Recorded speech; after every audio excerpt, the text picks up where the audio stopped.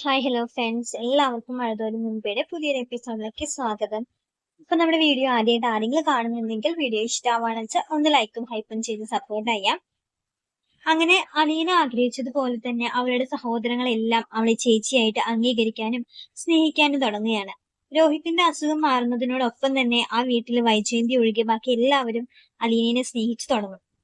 സ്വന്തം ചോരയാണ്, തങ്ങളുടെ ചേച്ചിയാണ് എന്നെല്ലാം മനസ്സിലാക്കുന്നതിന് മുന്നേ തന്നെ സ്വന്തം ചേച്ചിയായി അലീനയെ അവർ അംഗീകരിച്ചു. അതെല്ലാം ബാലചന്ദ്രന് ഒരുപാട് സന്തോഷം നൽകുന്ന കാര്യങ്ങളായിരിക്കും.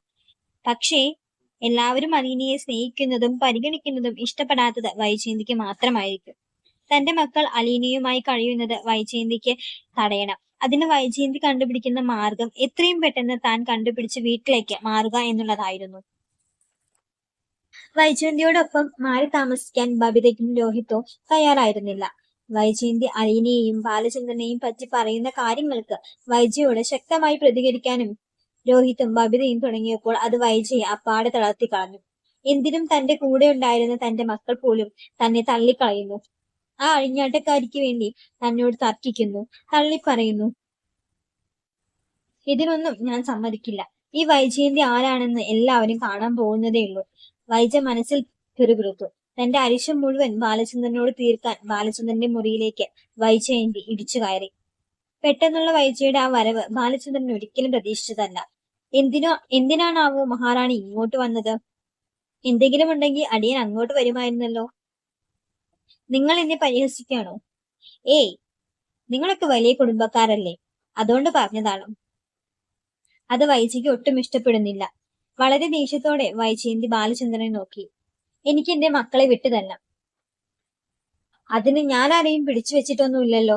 നിന്റെ കൂടെ വന്ന നീ കൊണ്ടുപോയിക്കോ നിങ്ങളെ എന്ന് ബാലചന്ദ്രൻ തിരിച്ചു മറുപടി പറയുന്നു. നിങ്ങളും നിങ്ങളുടെ മറ്റോളും ചേർന്ന് ഓരോന്ന് പറഞ്ഞ് എന്റെ മക്കളെ മയക്കി വെച്ചിരിക്കുകയാണ്. എനിക്ക് അവരെ തിരിച്ചു വേണം.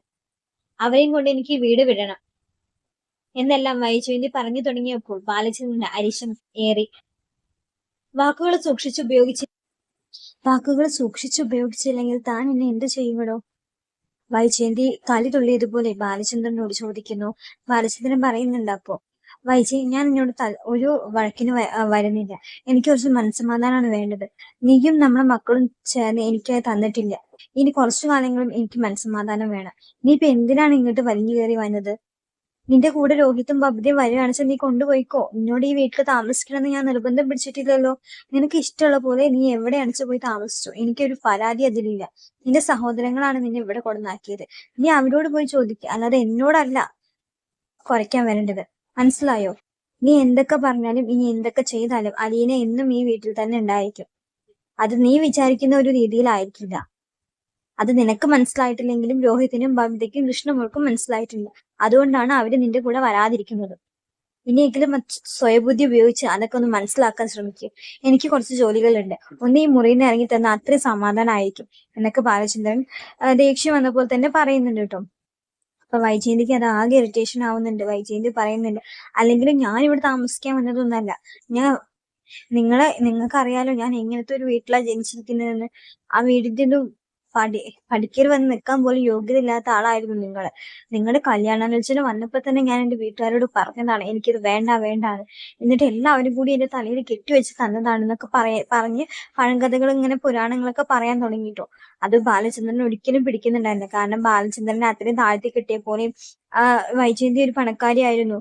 അപ്പൊ ബാലചന്ദ്രന് സ്വപ്നം പോലും കാണാൻ പറ്റാത്ത ബന്ധമായിരുന്നു വൈജയന്തി ആയിട്ടുള്ളത് എന്നൊക്കെ പറഞ്ഞിട്ട് വൈജയന്തി ബാലചന്ദ്രന്റെ മുന്നിൽ കിടന്നിങ്ങനെ കാലി കൊല്ലുമ്പോൾ ബാലചന്ദ്രന് തന്റെ ദേഷ്യം ഒരിക്കലും പിടിച്ചു നിർത്താൻ പറ്റുന്ന രീതിയിലായിരുന്നില്ല കേട്ടോ. കാരണം തന്നെ ചതിച്ച് തന്നെ വഞ്ചിച്ച ഒരാൾ തന്റെ മുന്നിൽ ഇങ്ങനെ കിടന്ന് കുറയ്ക്കുന്നത് കാണുമ്പോൾ ബാലചന്ദ്രന് തീരെ സഹിക്കാൻ പറ്റുന്നുണ്ടായിരുന്നില്ല കേട്ടോ. ബാലചന്ദ്രൻ വൈജയന്തിയുടെ വായ അടപ്പിക്കുന്നത് പോലെ വൈജയന്തിനെ ഞെട്ടിച്ചുകൊണ്ട് ബാലചന്ദ്രൻ ഉറക്കെ പറയുന്നുണ്ട്, നിർത്തടി നിന്റെ പുരാണം പറയില്ല, നീ ആരാണ് നിന്റെ വിചാരം എന്നൊക്കെ പറഞ്ഞ് ദേഷ്യപ്പെടാൻ തുടങ്ങിട്ടോ. അപ്പൊ വൈജയന്തിയുടെ വായ അടഞ്ഞു പോകുന്നുണ്ട് കേട്ടോ. കാരണം ബാലചന്ദ്രന്റെ വായിൽ നിന്ന് പെട്ടെന്ന് അങ്ങനെ ഒരു പ്രതികരണം വൈജയന്തി പ്രതീക്ഷിച്ചിട്ടുണ്ടായിരുന്നില്ല. പിന്നീട് അങ്ങോട്ട് ബാലചന്ദ്രന്റെ സമയമായിരുന്നു കേട്ടോ. ബാലചന്ദ്രൻ പറഞ്ഞുകൊണ്ടേ ഇരിക്കുകയായിരുന്നു കേട്ടോ, നീയും നിന്റെ വീട്ടുകാരും ഏത് കൊമ്പത്തെ ആൾക്കാരാണോ എന്റെ വിചാരം? നിങ്ങൾ എല്ലാവരും കൂടി നിന്നെ ചതിക്കല്ലേ ചെയ്തിട്ടുണ്ടായിരുന്നത്? നിന്റെ ഈ അഹങ്കാരം അഹംഭാവം അല്ലാതെ നിനക്ക് എന്താണുള്ളത്? നീ പോലും എന്നെ ചതിക്കുകയല്ലേ ചെയ്തിട്ടുണ്ടായിരുന്നത്. നമ്മുടെ വിവാഹം കഴിഞ്ഞിട്ട് 23 വർഷമായി. ഈ 23 വർഷം നീ എന്നെ ചതിച്ചോണ്ട് വഞ്ചിച്ചോണ്ട് ഇരിക്കുന്നുണ്ടായിരുന്നത്. അല്ലാതെ നിനക്ക് പറയാൻ പറ്റുമോ? ഇല്ലല്ലോ. ഞാൻ നിന്നെ കല്യാണം കഴിക്കാൻ ആഗ്രഹിച്ചിരുന്നു, കഴിക്കുകയും ചെയ്തു. അത് എന്റെ ഒരു വലിയ ആഗ്രഹമായിരുന്നു. കാരണം ഞാൻ നിന്നെ മാത്രമേ പ്രണയിച്ചിട്ടുണ്ടായിരുന്നുള്ളൂ. നിന്നെ വിവാഹം കഴിക്കണം എന്ന് തന്നെയാണ് ഞാൻ ആഗ്രഹിച്ചിരുന്നത്. അത്രയ്ക്ക് ഇഷ്ടമായിരുന്നു എനിക്ക് നിന്നെ. പക്ഷെ ആ ഇഷ്ടമൊക്കെ നീ തല്ലി തകർക്കുകയാണ് ചെയ്തത്.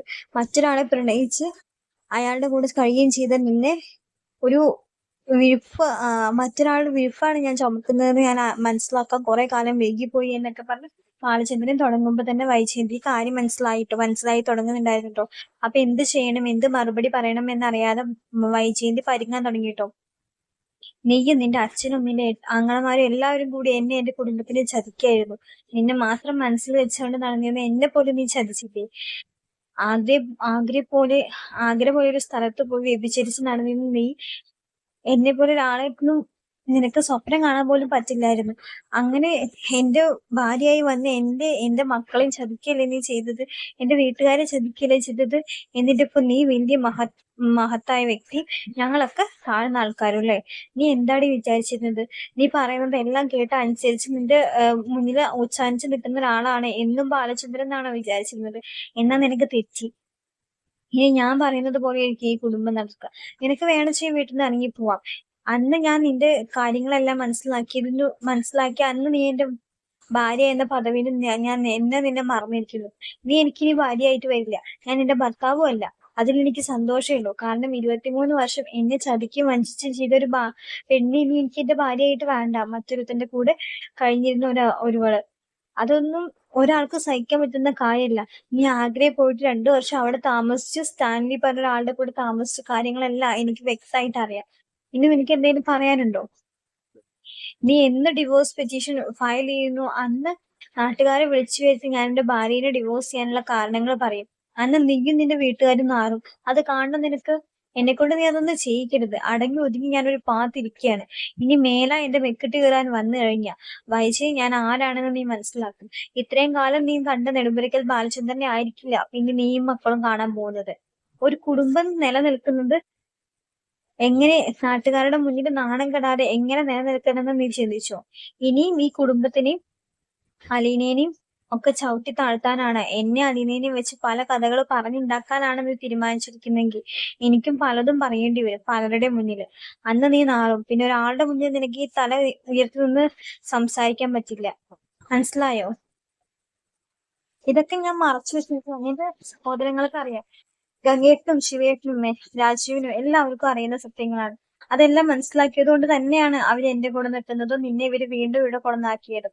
നാണക്കേട് ആ കുടുംബത്തിൽ ഉണ്ടാവും. അത് ഉണ്ടാവാതിരിക്കാൻ വേണ്ടിയിട്ട് തന്നെയാണ് അവർ ഇതൊക്കെ ചെയ്തത്. അപ്പോ അവനവൻ എങ്ങനെ ആയിരുന്നു എന്നുള്ളത് മറ്റുള്ളവർ അറിയാതിരിക്കാൻ ശ്രമിക്കാം. നിന്റെ മക്കളെങ്കിലും നീ എങ്ങനെയായിരുന്നു ജീവിച്ചിരുന്ന് അറിയാതിരിക്കട്ടെ. അവരും ആ പാത പിന്തുടർന്ന നിനക്ക് അവരെയും തടയാൻ പറ്റുന്നതേയില്ല. മനസ്സിലായോ? അലീനയൊക്കെ നിന്നെ വെച്ച് നോക്കുമ്പോ എത്രയോ നല്ല പെൺകുട്ടിയാണെന്ന് നീ ഇനിയെങ്കിലും മനസ്സിലാക്കാൻ പോണുള്ളൂ.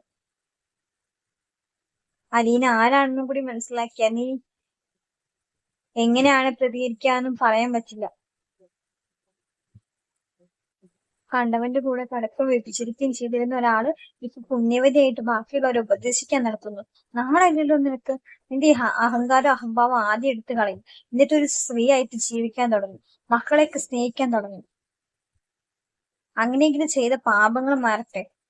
കടന്നുപോയി എന്റെ മുന്നിൽ നിന്ന് പറഞ്ഞ് വൈജയന്തിനെ ആട്ടി വിടുന്നുണ്ട്. ഇപ്പൊ വൈജയന്തിക്ക് മറുപടി പറയാൻ പറ്റാതെ വൈജയന്തി ആ മുറിയിൽ നിന്ന് ഇറങ്ങി പോരുന്നുണ്ട്.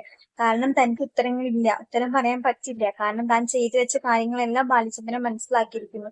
23 വർഷം ബാലചന്ദ്രൻ അറിയരുത് എന്ന് വിചാരിച്ച് താൻ മറച്ചു വെച്ചിരുന്ന കാര്യങ്ങളെല്ലാം ബാലചന്ദ്രൻ മനസ്സിലാക്കിയിരിക്കുന്നു എന്ന തിരിച്ചറിവ് വരുമ്പോ തന്നെ വൈജ ഒന്നും അല്ലാണ്ടായി പോകുന്നുണ്ട് കേട്ടോ. എന്ത് ചെയ്യണം, എങ്ങനെ ചെയ്യണം എന്നൊന്നും അറിയാതെ വൈജ ആ പടികൾ ഇറങ്ങി വരുന്നുണ്ട് കേട്ടോ. കോണിപ്പടികൾ ഇറങ്ങി വരുന്നുണ്ട്. എന്നിട്ട് റൂമിലേക്ക് നടക്കുന്നുണ്ട്. കാലുകിടക്കെ ഇടറുന്നുണ്ട്. എന്ത് ചെയ്യണമെന്ന് അറിയാതെ ആരെ വിളിക്കണം, ആരോട് പറയണം. തന്റെ സഹോദരങ്ങൾക്കൊക്കെ അറിയാം ബാലചന്ദ്രൻ അതൊക്കെ മനസ്സിലാക്കി എന്നുള്ള കാര്യം എല്ലാവരും എന്നിൽ നിന്ന് മറച്ചു വെച്ചിരിക്കുകയായിരുന്നു. ഇനി എന്താണ് അടുത്തത് എന്നൊരു ബോധവും ഇല്ലാതെ കട്ടിലിൽ വന്ന് കട്ടിലിൽ വന്ന് താടിക്ക് കൈയൊക്കെ വെച്ച് ആകെ ടെൻഷൻ അടിച്ചിരിക്കാനായിട്ട് വൈജ. ഇനി അങ്ങോട്ട് എങ്ങനെ ബാലചന്ദ്രന്റെ മുഖത്ത് നോക്കും? ഇത്രയും കാലം താൻ ഒരു അഹങ്കാരിയെ പോലെ അഹംഭാവമൊക്കെ നടിച്ചു നടന്നിരുന്ന ഞാൻ ഇപ്പൊ ഒന്നും അല്ലാണ്ടായി പോയി. നാളെ തന്റെ മക്കൾ ഇതറിഞ്ഞു കഴിഞ്ഞാൽ അവര് തന്നെ പുറത്താക്കും, അല്ലെങ്കിൽ അവർക്ക് അവരുടെ മനസ്സിൽ ഇപ്പോഴുള്ള സ്ഥാനം കൂടി തനിക്ക് ഇല്ലാണ്ടാവും എന്നൊക്കെ വൈജയന്തി ആലോചിക്കാൻ തുടങ്ങിട്ടോ. അതൊക്കെ ആലോചിച്ച് ആകെ ഒന്നും അല്ലാതെ വിഷമിച്ചിരിക്കുന്ന വൈജയനെയാണ് കാണിക്കുന്നത്. അപ്പൊ ബാലചന്ദ്രനെ അതിന് വിട്ടു. ബാലചന്ദ്രനെ പ്രകോപിപ്പിക്കാൻ വൈജ പോയപ്പോ ബാലചന്ദ്രനെ എല്ലാം തുറന്നു പറയേണ്ടി വരികയാണ് കേട്ടോ. അപ്പോഴും അലീനയാണ് മകൾ എന്ന കാര്യം ബാലചന്ദ്രൻ തുറന്നു പറഞ്ഞിട്ടില്ല. അതൊക്കെ വരാൻ പോകുന്ന എപ്പിസോഡാണ്. അപ്പൊ വീഡിയോ ഇഷ്ടമാക്കി എല്ലാവരും ലൈക്ക് ചെയ്യാനും സബ്സ്ക്രൈബ് ചെയ്യാനും. Thank you.